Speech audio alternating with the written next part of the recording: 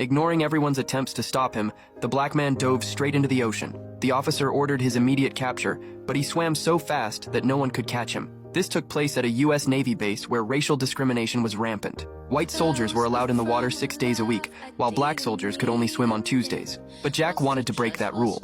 As punishment for defying military regulations, he was thrown into solitary confinement. Yet the captain couldn't help but notice Jack's bravery and exceptional talent. Impressed, he recommended Jack to the Naval Diving School to train as a rescue diver. When Jack arrived at the academy, he was turned away at the gate, simply because he was black. The discrimination there was even more blatant. Still, Jack didn't give up. He stood at the entrance the entire day. Eventually, the instructor was moved by his determination and allowed him in. Getting in was just the beginning. He was met with hostile stares from his white peers. Though the instructor held a formal welcome ceremony, the other trainees refused to live with Jack, saying, "We don't bunk with black men." They all moved out, except one guy who agreed to stay. That night, Jack was jolted awake by a splash of ice-cold water. It was the instructor, claiming it was time for morning training. But instead of regular drills, he blasted Jack with a high-pressure hose and shoved him underwater to practice breath holding. It was clear. They wanted to break his spirit and make him quit. The next day, the one man who had bunked with Jack got kicked out. He failed to hold his breath for 4 minutes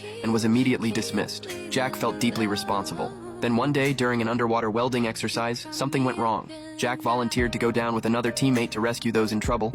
But during the rescue, part of the ship collapsed again. Terrified, the other diver bailed, leaving Jack alone. Jack didn't back down. He pushed forward and saved his trapped comrade. Later, the incident was formally recognized, but credit was given to the deserter. Everyone knew the truth, but no one spoke up. Except the man Jack had saved. He looked at Jack with genuine respect. Even in the face of such injustice, Jack never gave up. Through sheer willpower, he came out on top in every training session.